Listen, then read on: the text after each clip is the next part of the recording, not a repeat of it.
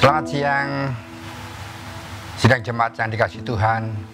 Sebelum kita bersama-sama mendengarkan firman Tuhan, mari kita sama-sama tunduk kepala sebentar dan kita masuk dalam doa. Tuhan, kami datang di hadapan-Mu, kami mengucap syukur segala perkara Tuhan lakukan dalam hidup kami, karena kami ada sampai detik ini oleh karena kemurahan Allah. Saat ini Tuhan, kami mohon urapan Allah dalam kehidupan setiap kami, supaya kami sama-sama dengan anak-anak-Mu boleh mengerti maksud rencana Allah di dalam kehidupan setiap kami. Terima kasih Bapa, berkati kami siang ini. Dalam nama Yesus kami berdoa. Amin. Selamat siang, saudara yang kasih, apa kabar? Baik-baik semua tentunya. Dan harapan kami, setiap kita pribadi lepas pribadi ada di naungan Tuhan.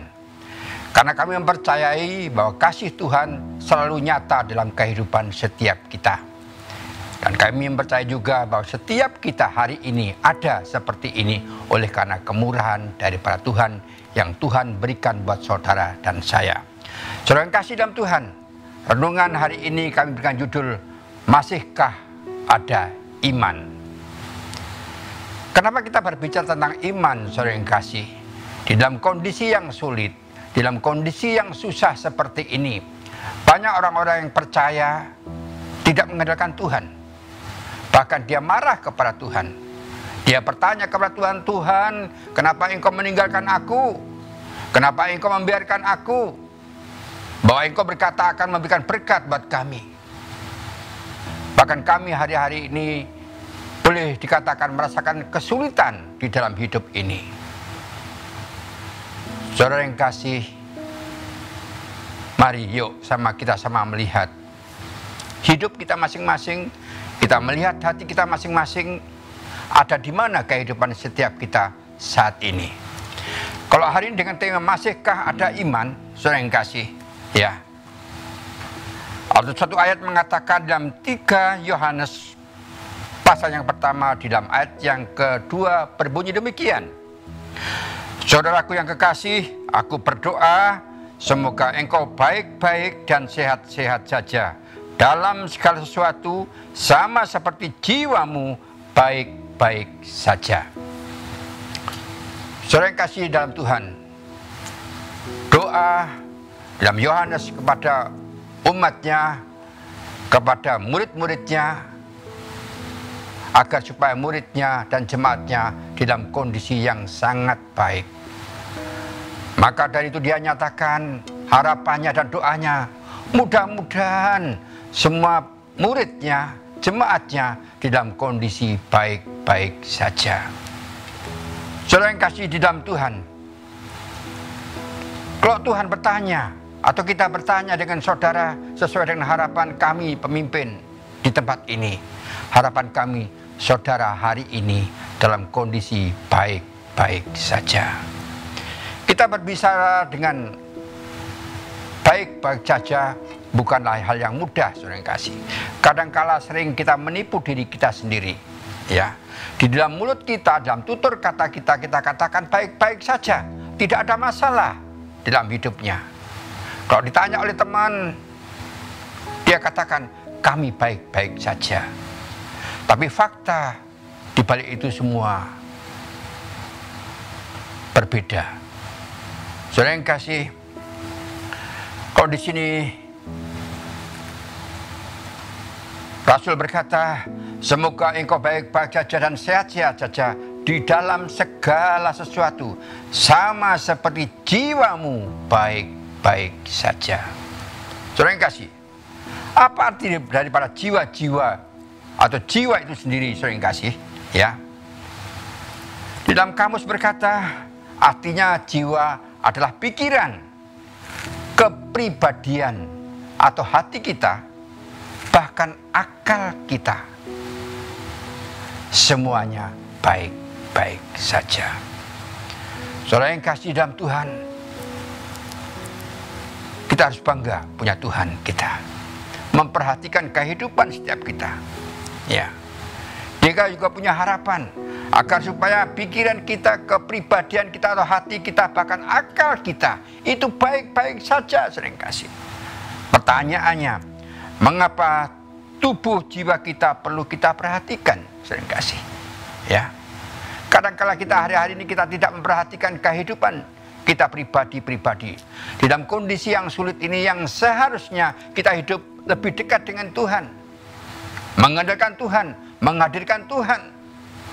Berkoram deo dengan Tuhan. Karena waktu cukup ada dalam kehidupan setiap kita. Karena kita ada di rumah saja. Saudara yang kasih di dalam Tuhan, fakta menjadi berbeda. Saudara yang kasih, di dalam kitab Korintus atau 1 Korintus 3 dalam ayat yang ke-16 berbunyi demikian, saudara yang kasih. Tidak tahukah kamu bahwa kamu adalah bait Allah, bahwa roh Allah diam di dalam kamu? Ya, kehidupan kita, hati kita adalah rumahnya Allah, saudara yang kasih. Jadi kalau Allah mau tinggal dalam kehidupan setiap kita, tentunya kita bisa melihat bagaimana hati kita, bagaimana jiwa kita, bagaimana pikiran kita. Ya, kalau pikiran kita tidak baik, kepribadian kita tidak baik, dan akal kita tidak baik, saudara yang kasih, tentunya Tuhan tidak mau tinggal di dalam hidup kita. Bukan berarti Tuhan meninggalkan kita, bukan. Ya, karena Tuhan adalah kudus adanya. Di mana Tuhan tinggal, di situ ada kekudusan, saudara yang kasih. Ya, kekudusan berarti juga tidak ada kebimbangan, tidak ada keraguan, tidak ada kekecewaan. Hati kita itu baik-baik saja. Maka Tuhan akan ada dalam hidup setiap kita dan tinggal diam di dalam hidup setiap kita. Dan apabila Tuhan tinggal dalam kehidupan kita, saya yakin dan saya mempercayai ada hidup di dalam hidup kita, ada kebahagiaan, ada keharmonisan, ada sukacita di dalam kehidupan setiap kita. Ya, melihat dari wajah kita pun akan ketahuan, wah, si A, si B dalam sukacita. Ya, tentunya inilah doa kami buat setiap jemaat tempat ini. Saudara yang kasih di dalam Tuhan, bila roh Allah ada dalam kehidupan setiap kita, maka doa kita pasti didengar oleh Tuhan. Ya, doa kita pasti didengar oleh Tuhan. Doa kita akan diperhatikan oleh Tuhan. Ya, bahkan doa kita pun juga pasti dijawab oleh Tuhan. Sering kasih, kalau Tuhan ada di dalam kehidupan setiap kita. Ya, dan kita akan merasakan kehadirannya setiap saat dalam hidup ini. Kita bisa menikmati hadirat Allah di dalam hidup ini. Iman kita dikuatkan oleh Tuhan, hidup kita penuh dengan sukacita karena ada Allah dalam kehidupan setiap kita. Hubungan kita dengan Tuhan sangat-sangat erat adanya. Saudara yang kasih, dan jiwa kita akan baik-baik saja. Tentunya harapan setiap kita tanpa kecuali, jemaat yang dikasihi oleh Tuhan, kami rindu, kami berdoa, hidup setiap kita dalam kondisi yang baik-baik saja. Artinya, kita terus membangun hubungan dengan Tuhan, harmonis dengan Tuhan, mengandalkan Tuhan di dalam segala perkara. Apapun yang terjadi dalam kondisi yang sangat sulit ini secara manusia, ya, bagi Tuhan tidak ada yang sulit. Yang sulit adalah kita sendiri membuat diri kita itu sulit, sering kasih. Karena kami mempercayai kasih setia Tuhan itu kekal untuk setiap kita tanpa kecuali siapapun. Kalau itu terjadi, saya yakin iman kita akan bertambah. Saudara yang kasih dalam Tuhan, boleh kami baca dalam kitab Yesaya juga demikian. Yesaya 59 di dalam ayat yang kedua. Tetapi yang merupakan pemisah antara kamu dan Allahmu ialah segala kejahatanmu. Ya. Dan yang kedua, dan yang membuat dia menyembunyikan diri terhadap kamu sehingga ia tidak mendengar ialah segala dosamu. Saudara yang kasih, mari kita sama-sama memperhatikan kehidupan setiap kita. Kalau kita mengatakan hari ini, kenapa doa saya tidak didengar oleh Tuhan? Ada jawabannya. Ya. Kalau kita merasakan kekeringan dalam hidup ini, kok hubungannya tidak baik dengan Tuhan? Ada jawabannya. Sekali lagi kami bacakan ayat ini. Tetapi yang merupakan pemisah antara kamu dan Allahmu ialah segala kejahatanmu. Dan yang kedua, dan yang membuat dia menyembunyikan diri terhadap kamu sehingga ia tidak mendengar ialah segala dosamu. Saudara yang kasih, firman Tuhan ini cukup keras dan sangat tajam, ya, bisa membelah hidup kita, menusuk hati kita. Dan inilah yang kita hadapi hari-hari ini. Kami di dalam kondisi yang sulit ini, kita punya iman terbangun setiap saat. Saudara yang kasih, ada kisah cerita saudara yang kasih. Seorang ibu yang masih muda, dia sedang menanak nasi atau masakan di dapur mereka. Sedang asik dia memasak, dia mendengar anaknya menjerit-jerit kesakitan kedengaran di halaman rumah. Apa yang dilakukan oleh ibu ini? Ibu dia tinggalkan masakannya, dia lari ke depan menemui anaknya. Dan ternyata anaknya jatuh dari sepeda. Anaknya dipegang dan diperhatikan mana yang luka, mana yang luka. Ternyata tidak ada yang luka, ada memar sedikit. Ibu yang panik tadi, begitu melihat anaknya tidak ada yang luka, hatinya lebih tenang. Tetapi anaknya menjadi-jadi menangisnya. Sakit mama, sakit mama, sakit mama. Apa yang dilakukan oleh mamanya? Dia bilang, dia pegang yang lokasi yang sakit. Mamanya bilang, ayo sakit, pergi kamu. Sakit, pergi kamu. Sakit, pergi. Pergi, dan kamu sembuh. Apa yang terjadi, saudara yang kasih? Anak kecil langsung diam. Ya, diam dan digendong oleh mamanya. Saudara tahu, padahal sakitnya itu masih ada di kakinya. Tapi kata-kata daripada orang tua, kamu sudah sembuh. Sakit sudah pergi. Ayo, sakit, kamu pergi. Sakit, kamu pergi. Ada keyakinan dalam tubuh anaknya. Walaupun masih sakit, pasti sudah sembuh. Kenapa? Dia mempercayai dengan mamanya. Melalui mamanya sakit itu akan sirna. Itu yang terjadi di dalam hati anak ini. Saudara yang kasih dalam Tuhan, kita harus seperti ini. Apapun yang terjadi dalam hidup setiap kita, kita harus punya iman dan keyakinan bahwa masa depan kita jauh lebih baik daripada hari ini. Tuhan sudah mempersiapkan yang terbaik buat kita, walaupun saat ini belum kita rasakan dan belum nampak di penglihatan kita. Tetapi Tuhan sudah menyediakan, dan seharusnya kita mempercayai, ya, Tuhan sudah memberikan yang terbaik untuk saya. Saya punya iman itu, maka segala perkara yang tidak mungkin menjadi mungkin buat kita. Saudara yang kasih dalam Tuhan, mari kita andalkan Tuhan di dalam hidup ini. Saudara yang kasih, Tuhan pasti menolong dalam kehidupan kita. Hari-hari ini saudara dan saya menghadapi hal yang rumit.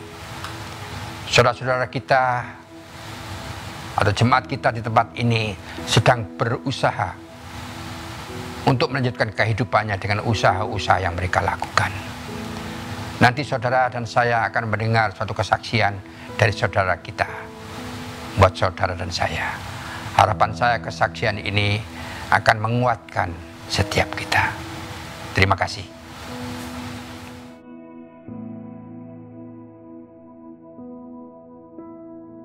Terima kasih dalam Tuhan. Renungan hari ini bertemakan, masihkah ada iman? Di dalam kondisi yang seperti ini, saudara yang kasih dalam Tuhan, iman itu dipertanyakan dalam kehidupan setiap kita. Dalam kondisi sulit, masihkah ada iman dan harapan antara kita dengan Tuhan? Terlebih hari ini adalah saudara kami dari Pak Iwan atau keluarga. Tentunya ada akibat daripada kerugian yang terjadi di tengah-tengah keluarga ini.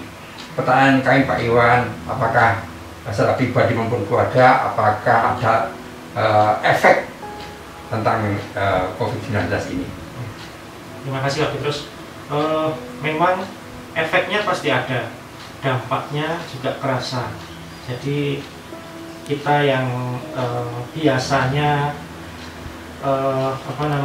bekerja, mendapatkan penghasilan, tiba-tiba terus kena PHK, pasti di bulan berikutnya pasti juga akan kena efeknya, kena dampaknya.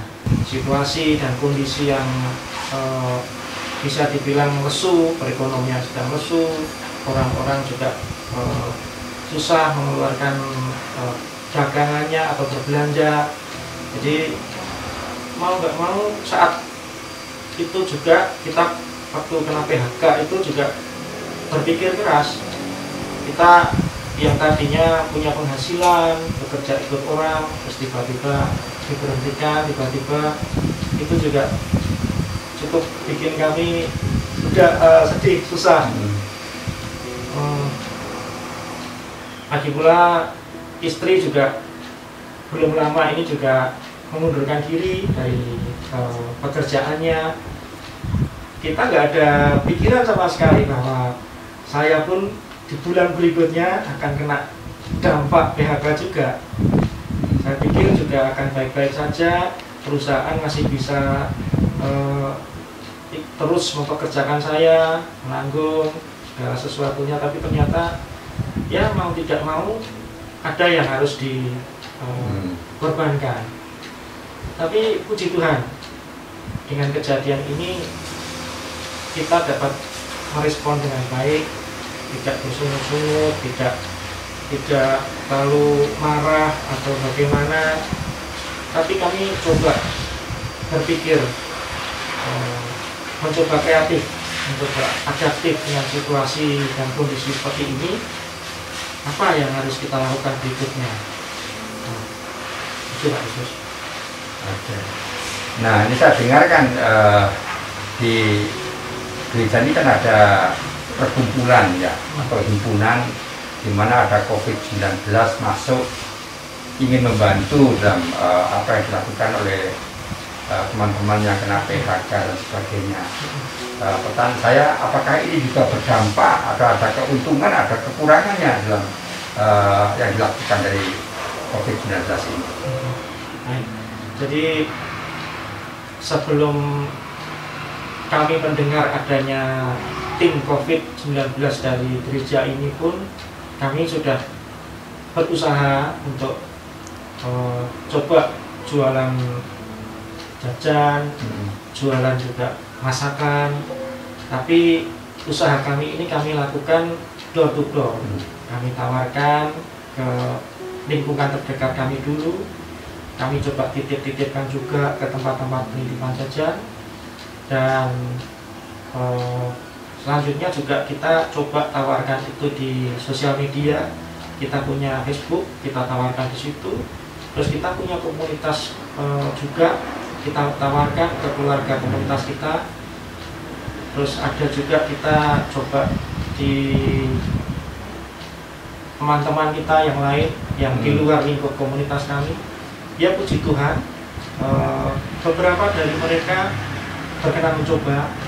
Terus ada yang cocok, ada yang memberi masukan, ada yang juga menolak.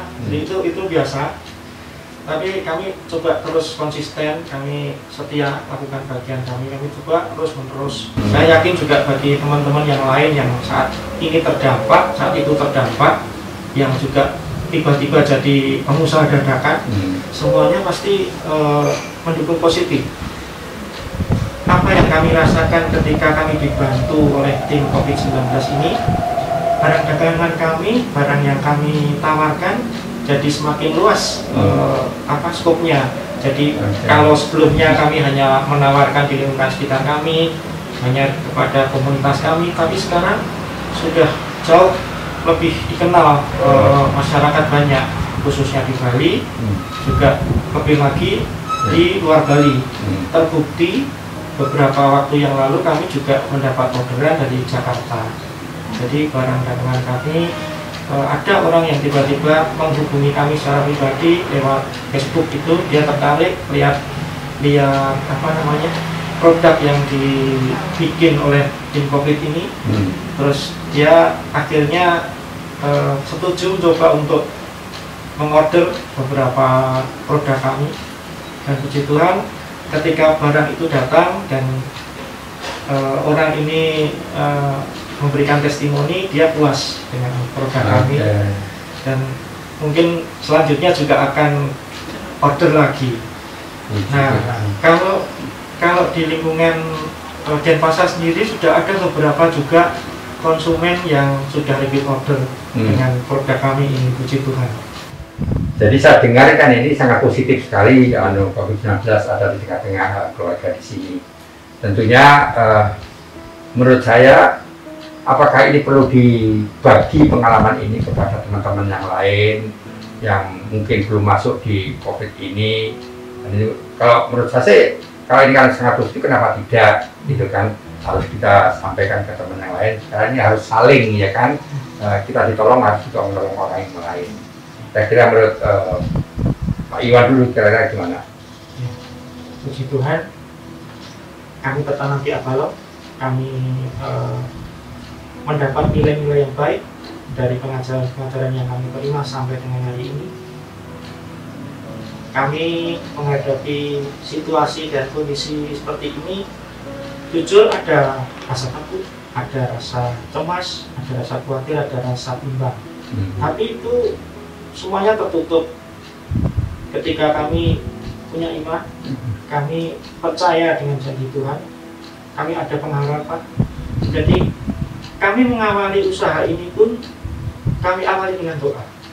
Kami berdoa sepakat setiap pagi kami, ketika kami saat teduh. Nah, terus baru kami lakukan bagian kami. Yang penting bagi teman-teman yang saat ini juga sedang mengalami hal ini, yang mungkin sedang berusaha atau mengusahakan sesuatu, menjual sesuatu, awali itu dengan doa, isi dengan pikiran-pikiran yang positif juga, terus berusaha, terima juga masukan-masukan dari semua orang di lingkungan, di sekitar, di komunitas, karena mereka yang akan menolong usaha yang kita jalani itu bertumbuh. Dari saya untuk tambahnya, bagi teman-teman yang mungkin saat itu juga nggak dampak ya, tetap ada semangat. Secara kalau kita nggak ada semangat, kita nggak bisa ngelakuin gitu ya. Tetap ada sukacita. Mungkin yang lagi single, yang jalani, tetap percaya bahwa kita nggak sendiri yang ngalamin kayak gini gitu. Yang kita udah berkeluarga, kita tetap ada apa ya, kompak. Jadi kita sepakat, kompak, kita jalani. Jadi tetap semangat, ada sukacita, kita tetap memiliki respon hati yang benar gitu ya.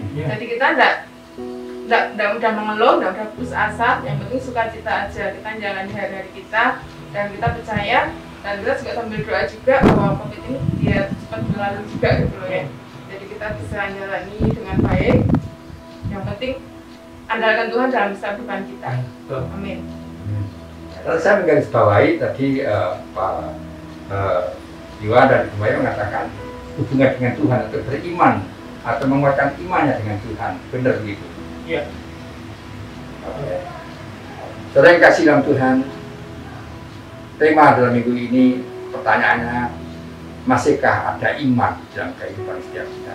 Kalau hari-hari ini sudah kami ungkapkan di awal bahwa sekarang banyak yang disebut dengan orang Kristen yang hari-hari ini berbalik dan tidak mengandalkan Tuhan. Jadi kita ungkapkan bahwa kenapa kita tidak didengar doa kita, karena ada hal-hal yang merintangi kita, yang mengganggu dalam hubungan antara kita dengan Tuhan, yaitu antara dosa kita dengan Tuhan. Dan yang kedua, kenapa Tuhan mengabaikan atau kita diabaikan oleh Tuhan? Karena kejahatan yang ada di benak pikiran kita. Kalau kedua hal ini disirnakan dari hidup ini dan kita berpikir positif dan punya iman kepada Tuhan, saya yakin yang percaya yang tidak mungkin menjadi mungkin bagi orang yang percaya dengan Tuhan. Harapan kami tentunya dan doa kami melalui kesaksian teman-teman yang ikut dalam COVID-19 ini akan membantu setiap kita. Yuk kita sama-sama langkah bergantung dengan Tuhan, dan mari kita juga saling membantu antara kita. Yuk sama-sama kita membantu teman kita. Tuhan memberkati.